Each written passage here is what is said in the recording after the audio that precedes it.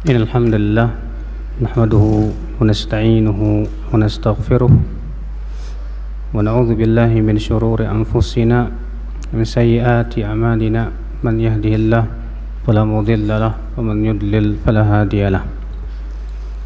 Asyhadu an la ilaha illallah wahdahu la syarika lah wa asyhadu anna Muhammadan 'abduhu wa rasuluh. Qala Allah ta'ala fi kitabihil karim, ya ayyuhalladzina amanu taqullaha haqqa tuqatih wa la tamutunna illa wa antum muslimun, amma ba'd. Ikhwatul Islam azani Allah wa iyyakum, puasa, saum itu mempunyai keutamaan yang besar di sisi Allah Subhanahu wa taala. Di antara keutamaan puasa, yang pertama bahwa as-saumu junnah. Puasa itu adalah tameng. Sebagaimana disebutkan dalam hadis Nabi sallallahu alaihi wasallam yang diriwayatkan oleh Imam Ahmad, bahwa Rasulullah sallallahu alaihi wasallam sabda, as-siyamu junnatun yastajinnu bihal 'abdu minan nar. Puasa itu adalah tameng yang akan memperisai seseorang hamba dari api neraka. Masya Allah. Ya. Dalam riwayat yang lain yang dikeluarkan oleh Imam Bukhari dan Muslim dari hadis Abu Sa'id Al-Khudri, bahwa Rasulullah SAW bersabda, "Ma min 'abdin yasumu yawman fi sabilillah illa ba'adallahu bidzalika wajhahu 'anil nar 70 kharifa." Tidak ada seorang hamba pun yang berpuasa satu hari saja di jalan Allah, kecuali Allah akan jauhkan dengan satu hari itu dari api neraka 70 tahun. Masya Allah. Bayangkan akhi, berpuasa di jalan Allah satu hari itu menyebabkan Allah menjauhkan diri kita dari api neraka 70 tahun. Keutamaan yang besar sekali, ikhwatul Islam azani Allah wa iyyakum. Kemudian keutamaan yang kedua, as-saum yudkhilul jannah, bahwa puasa itu memasukkan pelakunya ke surga.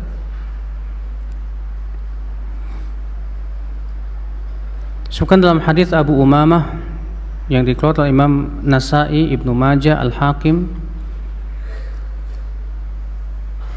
bahwa Abu Umamah berkata, qultu, aku berkata, ya Rasulullah, dullani ala amalin adkhulu bihil jannah.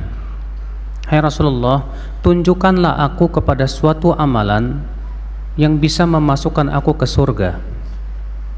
Apa kata Rasulullah? Alaika bis-saum fa innahu la mithlalah. Hendaklah kamu berpuasa, karena puasa itu tidak ada tandingannya. Ya, kata Rasulullah, puasa itu tidak ada tandingannya. Ya, itu menunjukkan akan keutamaan puasa, ya akhwat Islam. Di antaranya yang ketiga, bahwa puasa itu pahalanya diberikan pahalanya tanpa batas.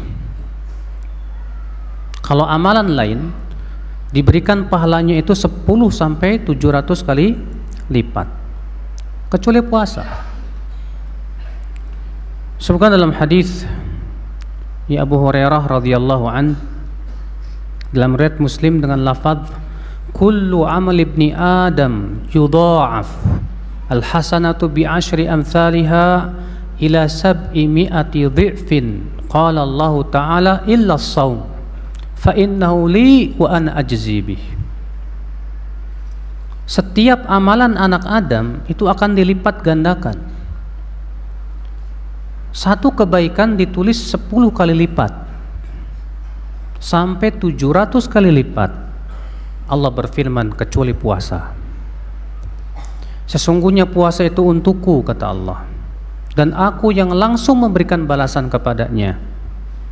Yada'u syahwatahu wa ta'amahu min ajli. Dia tinggalkan syahwatnya dan makanannya karena aku. Subhanallah. Ternyata ya pahala puasa itu dilipat gandakan, ya akhwal Islam, lebih daripada apa? 700 kali lipat, ya. Kenapa? Karena puasa itu butuh kesabaran, tidak Pak? Sedangkan sabar itu Allah mengatakan apa? Innama yuwaffas sabiruna ajrahum bighairi hisab. Sesungguhnya orang-orang yang berpuasa itu diberikan pahala tanpa hisab. Sedangkan puasa kita butuh ya kepada 3 macam kesabaran. Pertama, sabar di atas ketaatan. Ya tidak. Yang kedua, sabar untuk meninggalkan maksiat. Yang ketiga, sabar menghadapi musibah. Musibah lapar. Lapar musibah tidak, Pak? Ayo. Makanya 3 jenis sabar itu ada pada puasa. Makanya pantas saja kalau puasa itu diberikan pahala tanpa batas, subhanallah. Iya. Yang keempat, keutamaan yang keempat, orang yang berpuasa itu diberikan oleh Allah 2 kegembiraan. Kata Rasulullah SAW, lis-shaimi farhatani yafrahuhuma. Orang yang berpuasa itu diberikan 2 kegembiraan. Idza aftara farih. Ketika ia berbuka puasa gembira. Antum gembira enggak, Mas? Buka puasa, Makanya kalau orang berpuasa ada satu acara yang paling ditunggu-tunggu, Pak. Ya, apa itu? Itu dia. Pokoknya yang paling ditunggu-tunggu itu ya adzan maghrib. Sampai-sampai ada yang request ke Roja itu. Bisa request adzan maghrib nggak ya, Mas? Iya. Gembira ketika kita berbuka puasa, gembira. Wa idza laqiya rabbahu fariha bisawmi. Dan ketika ia bertemu dengan Allah, dia gembira dengan pahala puasanya. Masya Allah. Iya. Dikeluarkan oleh Imam Bukhari dan Muslim, dan itu lafaz Imam Bukhari. Keutamaan yang kelima, bahwa bau mulut orang yang berpuasa itu lebih wangi di sisi Allah daripada minyak kasturi yang paling wangi. Kata Rasulullah SAW, la khalufu famis saim atyabu indallah min rihil misk. Bau mulut orang yang berpuasa itu di sisi Allah lebih wangi daripada minyak kasturi. Orang yang berpuasa itu biasanya mulutnya bau. Kenapa? Bau mulutnya itu bukan dari mulutnya, Pak, tapi dari perutnya. Walaupun antum sikat gigi bagaimana tetap aja bau. Soalnya baunya bukan berasal dari apa? Mulut, tapi dari perut. Bau ini akibat daripada kita menahan dari apa? Lapar dan dahaga karena Allah. Maka bau itu akan berubah menjadi apa? Ya, wangi yang sangat wangi kelak pada hari kiamat. Subhanallah. Keutamaan yang keenam, bahwa puasa, saum dan Al-Quran nanti akan memberikan syafaat untuk pelakunya pada hari kiamat. Disebutkan dalam hadis yang diriwayatkan oleh Imam Ahmad, Al-Hakim, Abu Nuaim, bahwa Rasulullah SAW bersabda, as-siyamu wal Qur'anu yashfa'ani lil 'abdi yaumal qiyamah. Puasa dan Al-Qur'an akan memberikan syafaat kepada pelakunya pada hari kiamat. Yaqulu siyam, ay Rabb, mana'tuhu at-ta'am wasyahwa fasyafi'ni fih. Nanti puasa akan berkata, ya Allah, dahulu di dunia aku mencegah ia dari makan dan syahwatnya, tolong berikan syahwat untukku kepadanya. Yaqulul Quran, sementara Al-Quran berkata, mana'tuhun naum bil lail, ya Allah, aku telah mencegah ia tidur di waktu malam. Fasyafi'ni fih, berikan syafaat kepadaku untuknya. Masya Allah. Fayusyafa'an, maka kemudian 2, saum dan Al-Quran pun diberikan hak untuk memberikan syafaat. Makanya subhanallah ya akhal Islam, besar pahalanya di sisi Allah subhanahu wa ta'ala. Keutamaan yang ketujuh, bahwa puasa itu bisa menggugurkan dosa-dosa. Puasa itu bisa menggugurkan apa? Dosa-dosa. Disebutkan dalam hadis Hudzaifah ibn Yaman radhiyallahu an, di mana Rasulullah SAW sabda tentang fitnah yang menimpa keluarga, harta. Kata Rasulullah, fitnatur rajul fi ahlihi wa malihi wa jarihi tukaffiruhas shalah was-siyam was-sadaqah. Fitnah seseorang pada hartanya, keluarganya, tetangganya, itu bisa digugurkan dosanya oleh sholat, puasa, dan sedekah. Masya Allah. Ya, makanya puasa itu menggugurkan dosa, ya akhul Islam azan ya. Perihnya perut kita ketika kita puasa menggugurkan dosa. Laparnya perut kita, capeknya kita ketika puasa itu menggugurkan dosa. Ya, Masya Allah. Keutamaan yang ke-8, bahwa orang yang berpuasa disediakan khusus pintu surga yang disebut dengan Rayyan. Sebagaimana disebutkan dalam hadis yang dikeluarkan oleh Imam Bukhari dan Muslim dari hadis Sahal bin Sa'ad, wa Nabi sallallahu alaihi wasallam bersabda, "Inna fil jannati baban yuqalu lahu Rayyan." Sesungguhnya di surga itu ada pintu namanya apa? Ar-Rayyan. Yadkhulu minhu shaimuna yaumal qiyamah, yang akan dimasuki oleh orang-orang yang berpuasa saja pada hari kiamat. La yadkhulu minhu ahadun ghairuhum fa idza dakhalu ughliq. Tidak ada selain orang yang berpuasa masuk ke pintu tersebut. Kalau orang-orang yang sudah berpuasa sudah masuk, semuanya dikunci. Tidak ada yang bisa masuk kecuali mereka. Masya Allah. Iya.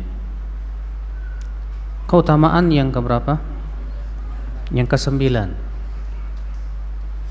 bahwa orang yang berpuasa itu Pak mengurangi laparnya kita nanti di padang mahsyar.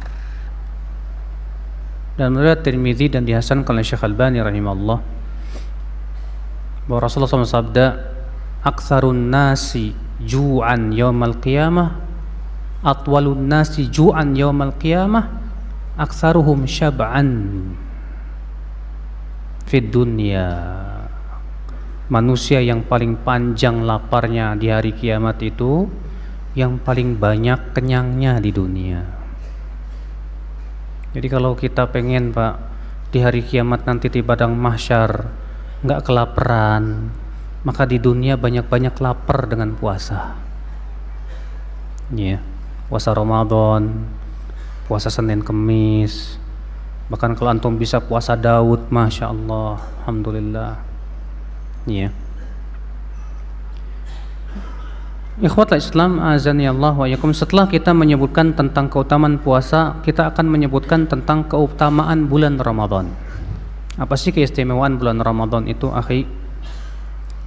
Keistimewaan yang pertama, akhi, bahwa bulan Ramadan itu adalah syahrul Quran. Ya, bulan Al-Quran, bulan yang diturunkan padanya Al-Quran. Allah Ta'ala berfirman dalam surat Al-Baqarah ayat 185, Syahrul Ramadan alladzi unzila fihi Al-Quran hudan linnasi wa bayyinatin minal huda wal furqan. Bulan Ramadan yang diturunkan padanya Al-Quran sebagai hidayah untuk manusia dan penjelasan berupa hidayah dan pembeda. Makanya ya, para ulama itu Pak, kalau datang bulan Ramadan mereka khususkan baca Quran. Imam Malik rahimahullah, apabila masuk bulan Ramadan beliau tinggalkan majlis hadisnya, maka beliau pun sungguh-sungguh kepada Al-Quran saja sudah. Jadi para ulama terdahulu itu justru di bulan Ramadan kajiannya itu dilibur-liburin, ya, khusus buat apa? Al-Quran, tadabbur Al-Quran, baca Al-Quran.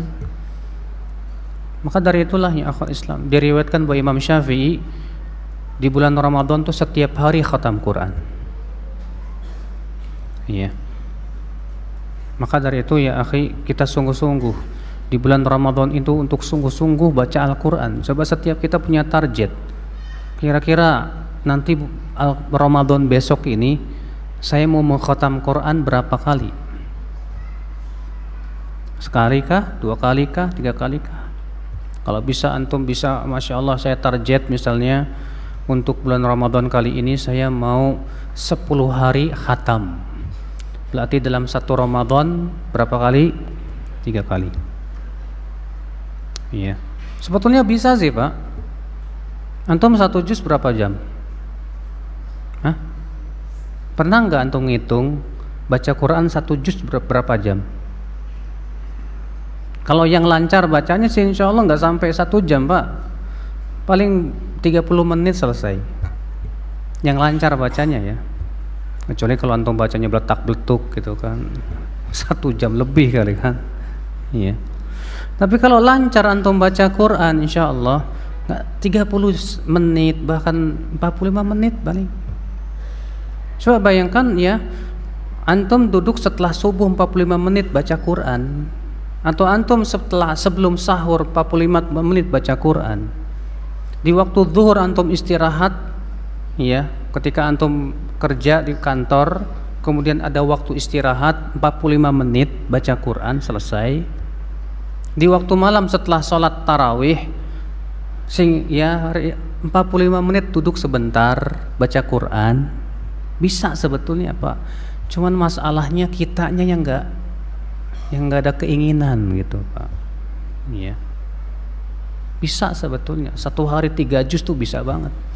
Apalagi kalau antum pedagang, daripada bengang-bengong dagang sana sini ya nungguin pembeli, mendingan baca Quran. Mungkin kalau pedagang bisa kali itu setiap 3 hari khatam. Ya, dia nungguin pembeli kan lama Pak. Baca Quran bismillahirrahmanirrahim, Masya Allah ya, dari pagi sampai sore udah berapa juz Mas? Lumayan 10 juz. Alhamdulillah. 3 hari khatam, 3 hari khatam. Bisa sih sebetulnya, cuman males gitu kan, nggak ada keinginan. Iya. Yang kedua ya akhi, keutamaan bulan Ramadan. Di bulan Ramadan setan-setan akan diikat, pintu neraka akan dikunci, pintu surga akan dibuka, dan Allah akan memerdekakan hamba-hambanya setiap malam bulan Ramadan. Sebagaimana disebutkan dalam hadis yang diriwayatkan Imam At-Tirmidzi, wa Nabi sallallahu alaihi wasallam bersabda, "Idza kana awwalu lailatin min syahri Ramadan, suffidatish syayatin wa maradatul jin wa ghulliqat abwabun nar falam yuftah minha babun wa futihat abwabul jannah falam yughlaq minha babun wa yunadi munadin ya baghiyal khair aqbil wa ya baghiyasy syarri aqsir walillahi utaqa minan nar wa dzalika kullu lailah." Apabila malam pertama bulan Ramadan, setan-setan diikat, yaitu jin-jin yang jahat. Akan dikunci pintu-pintu neraka dan tidak dibuka. Akan dibuka pintu-pintu surga dan tidak ditutup. Dan akan ada yang menyeru, "Wahai yang menginginkan kebaikan, kemarilah." Dan wahai yang menginginkan keburukan, tahanlah. Dan Allah memerdekakan hamba-hambanya dari api neraka, dan itu terjadinya setiap malam bulan Ramadan. Masya Allah. Jadi Mas, pemerdekaan dari api neraka itu terjadi pada setiap malam bulan Ramadan. Adapun hadis yang menyebutkan Ramadan terbagi 3, 10 pertama rahmat, 10 kedua ampunan, 10 ketiga apa? Itqun minan nar. Ini hadis dhaif, bahkan mungkar. Hadis tersebut dikeluarkan Ibnu Khuzaimah, dan dalam sanadnya ada perawi yang bernama Ali bin Zaid bin Jud'an. Dia perawi yang dhaif dengan kesepakatan seluruh ulama. Sudah gitu bertabrakan dengan hadis yang hasan ini. Sedangkan dalam ilmu hadis, periwayatan perawi yang lemah apabila bertabrakan dengan perawi yang yang diterima, maka hadisnya mungkar. Tapi anehnya Pak, yang diperkenalkan oleh para khotib-khotib itu yang itu Pak. Iya. Sementara hadis yang jelas-jelas hasan ini tidak pernah diperkenalkan ya akhwat Islam. Iya. Keutamaan yang ketiga, bahwa di bulan Ramadan terdapat malam yang lebih baik daripada 1000 bulan. Apa itu Pak? Lailatul Qadar.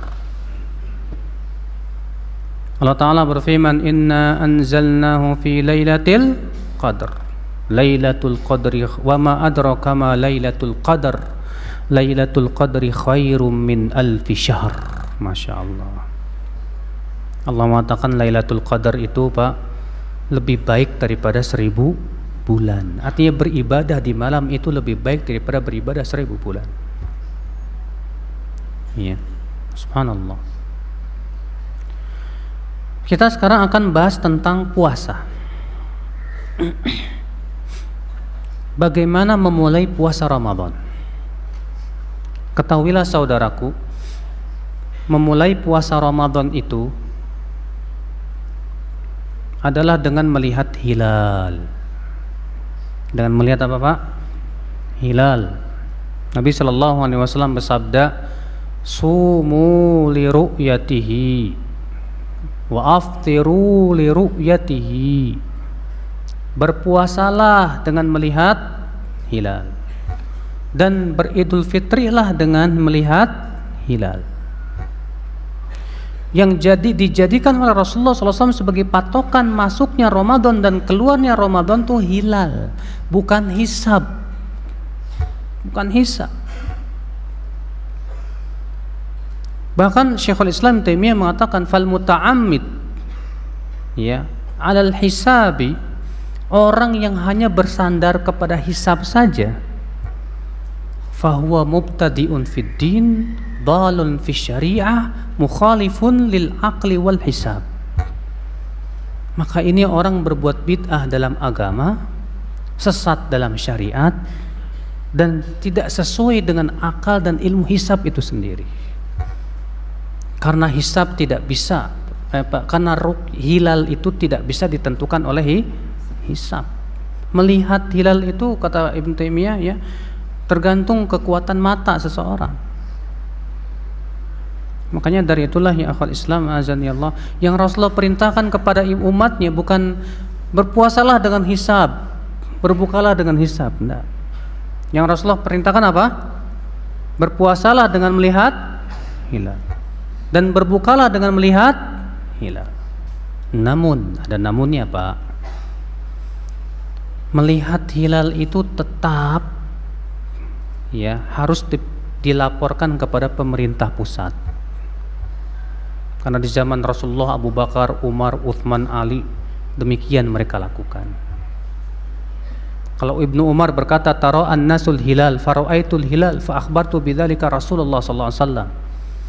Orang-orang berusaha untuk melihat hilal dan aku berhasil melihatnya, maka aku kabarkan kepada Rasulullah SAW. Kabarin dulu ke Rasul. Ya. Maka kemudian baru pemerintah pusat yang mengumumkan. Syekhul Islam pernah ditanya di Majmu' Fatawa di jilid 25. Kalau ada orang yang melihat hilal Dzulhijjah, kemudian ia laporkan kepada qadhi dan ternyata ditolak oleh qadhi. Ditolak oleh apa? Qadhi. Dia berkata, aku lihat hilal, nggak diterima sama qadhi.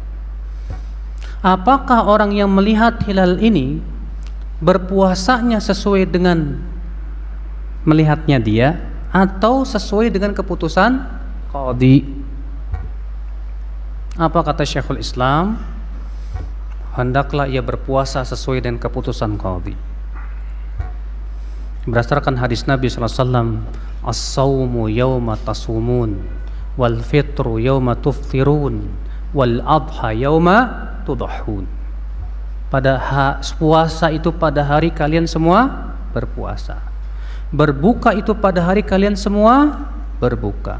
Beridul adha pada hari kalian semua beridul adha. Apa kata Imam At-Tirmidzi ketika meriwayatkan hadis ini? Wa fassara ba'du ahli ilmi hadzal hadis. Sebagian ahli ilmu ada yang menafsirkan hadis ini.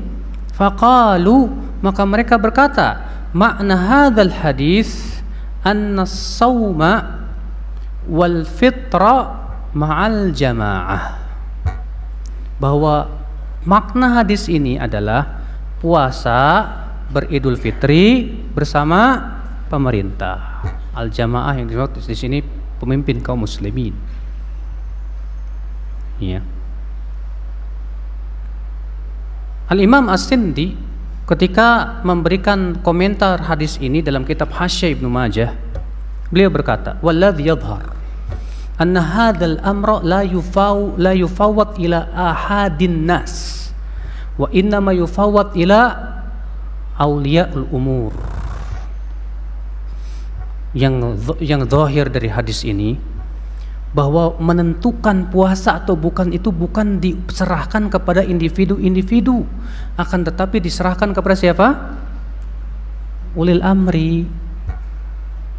Ya. Syekhul Islam pernah ditanya, Mas, bagaimana kalau ulil amri ini menolak persaksian orang yang bersaksi karena kecurangan dia? Kata beliau, apabila ada yang berkata, akan tetapi si ulil amri ini menolak karena akibat permusuhan antara dia dengan orang yang melihat hilal, atau si ulil amri ini lebih percaya kepada ahli astronomi, bagaimana itu? Kata beliau, dalam masalah ini tidak ada bedanya dengan orang yang sholat berjamaah. Rasulullah bersabda, yusalluna lakum fa in asabu falakum walahum wa in akhta'u falakum wa alaihim. Para imam itu akan sholat mengimami kalian. Kalau sholatnya benar, kalian sholatnya dapat pahala, mereka dapat pahala. Kalau imam salah sholatnya, kalian tetap dapat pahala, mereka yang berdosa. Mereka yang berdosa. Selesai permasalahan. Makanya ya akhwat Islam azani Allah wa iyyakum, ya. Dalam hal ini bahkan Syekh bin Baz ketika ditanya, "Syekh, apakah kita berpuasa dan beridul fitri ikut Saudi atau ikut negara masing-masing?" Apa jawaban Syekh bin Baz? Hendaklah setiap muslim berpuasa mengikuti negaranya masing-masing. Syekh Albani rahimahullah dalam kitab Tamamul Minnah, beliau menyebutkan bahwa yang rajih dalam hal ini adalah wahdatul matla, yaitu satu matla untuk seluruh dunia. Namun kata beliau, dikarenakan di zaman sekarang ini negeri-negeri Islam banyak, masing-masing punya pemerintahan, fa inni ara, maka saya memandang lebih baik kaum muslimin berpuasa dan berbuka bersama negerinya masing-masing. Hatta Syekh Albani, beliau pendapatnya merojikan pendapat jumhur, harus wahdatul matali, satu matla. Artinya kalau terlihat di satu tempat maka semuanya mengikuti matla itu. Tapi ternyata ketika beliau ditanya tentang masalah yang ada di zaman sekarang, di mana umat Islam terkotak-kotak jadi negara-negara, beliau mengatakan apa? Lebih baik ikuti negara masing-masing. Iya. Ikhwatul Islam azani Allah wa iyyakum. Nah ini ya. Jadi itu ya akhi. Ya. Allah Ta'ala berfirman, faman syahida minkumus syahra falyasum. Barang siapa yang menyaksikan syahr, maka hendaklah ia berpuasa. Apa sih makna syahr itu, Pak? Hah? Makna syahr itu apa dia? Faman syahida minkumus syahra, siapa di antara kalian yang melihat syahr. Yang dimaksud syahr di sini hilal. Kenapa Allah menyebut hilal itu dengan syahr? Apa kata Syekhul Islam Taimiyah dalam Majmu' Fatawa? Asy-syahru minal ishtihar. Disebut syahr dari kata ishtihar, masyhur. Maka kalau tidak masyhur tidak disebut syahr.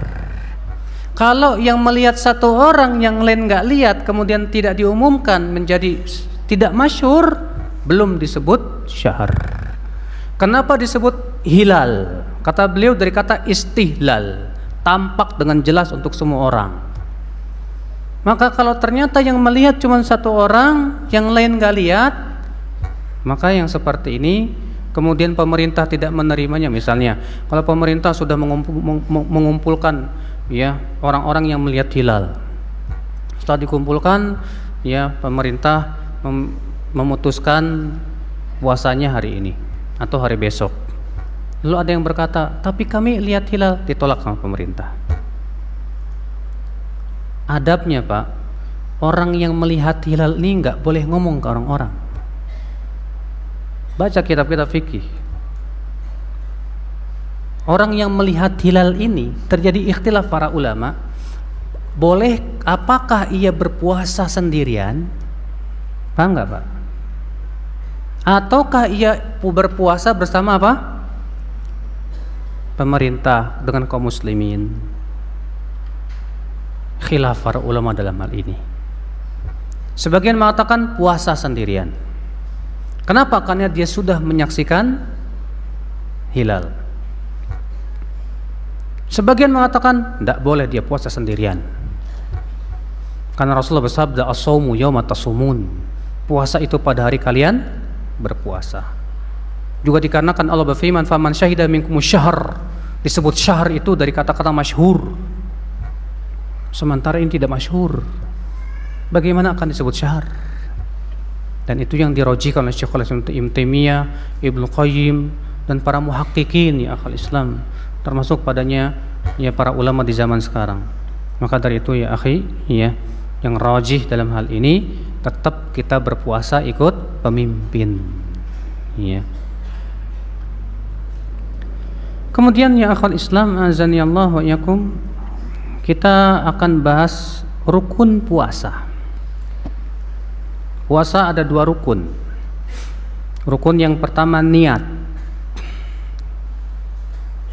Dan rukun yang kedua apa? Menahan diri dari seluruh perkara yang membatalkan puasa.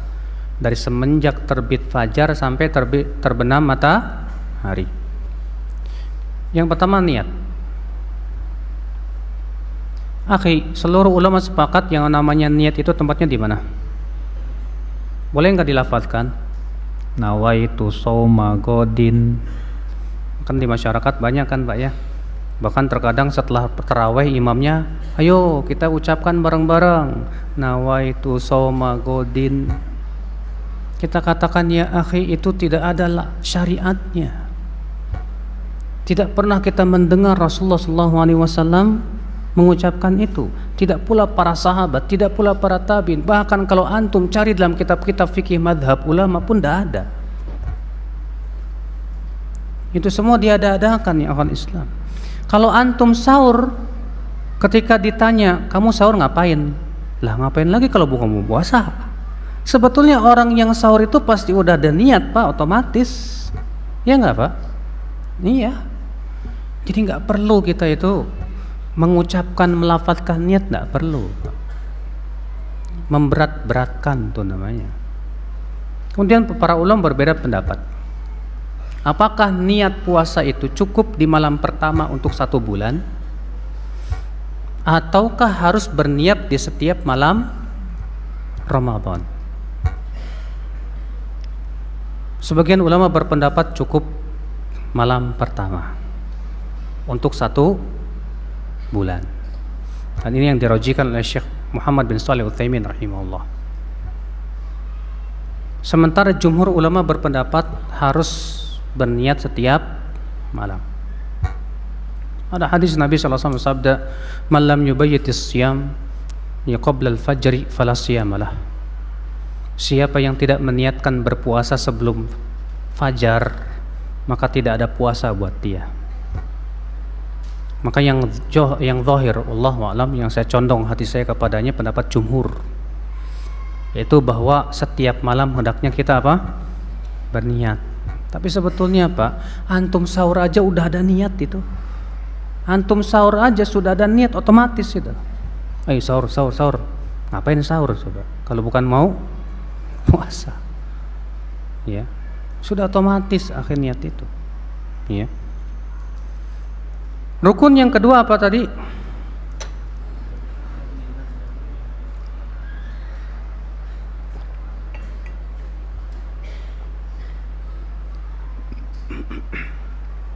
Menahan diri dari semua yang membatalkan puasa. Dari kapan?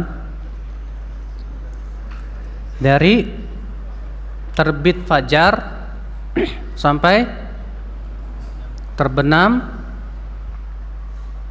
bukan dari imsak kan? Hah? Kok di masyarakat kita kalau imsak nggak boleh makan, Pak? Padahal kalau ditanya, coba definisi puasa apa? Ya menahan diri dari terbit fajar sampai terbenam matahari. Kok dari imsak? Imsak. Jangan makan. Kita katakan, akhi, imsak itu tidak ada syariatnya. Ya. Orang yang mengatakan adanya imsak, hujahnya adalah kehati-hatian. Jangan sampai pas kita lagi minum, tahu-tahu apa? Ada. Kita katakan, ya akhi, kehati-hatian ini tertolak oleh 3 perkara. Perkara pertama, ada disebutkan hadis yang hasan insyaallah, bahwa Rasulullah mengatakan apabila seseorang sedang memegang gelas mau minum kemudian terdengar azan, janganlah diletakkan sampai dia habiskan dulu. Hadis ini diikhtilafkan para ulama apakah hasan atau dhaif. Syekh Albani lebih condong menghasankan hadis tersebut, demikian pula Syekh Ali Hasan dan Syekh Salim. Iya. Mereka merojihkan bahwa hadis ini hasan. Bayangkan, Pak, kalau antum dengar adzan pas lagi megang gelas ini mau minum, Allahu Akbar, udah minum aja, bismillah. Rukhsah, keringanan. Tapi kalau lagi makan gimana, Ustaz? Jangan, kalau makan enggak bisa. Ya ikhwata Islam. Yang kedua, perkataan Ibnu Abbas. Ibnu Abbas berkata, "Qul ma syakakta hatta la tasyuk." Makanlah selama kamu ragu, sampai betul-betul tidak ragu. Jadi selama kamu masih ragu, makan. Nah, sekarang kan orang yang mengatakan imsak itu kehati-hatian, jangan sampai pas. Kehati-hatian di sini kan artinya kan ragu. Ya. Maka kita katakan Ibnu Abbas berkata, makanlah selama kamu masih ragu. Kalau masih ragu, ini udah masuk subuh apa belum? Udah makan aja. Capek benar-benar yakin, masuk. Hatta, Pak, kalau antum bangun misalnya jam 5 gelap, terus antum nganggep ini masih ada sahur ini, nggak tahu pas sahur tahu amin, yo apaan tuh? Pagi setelah subuh rupanya dah selesai. Sah nggak puasanya? Sah. Karena kaidah usul fikih mengatakan al aslu baqa'u makana ala makana.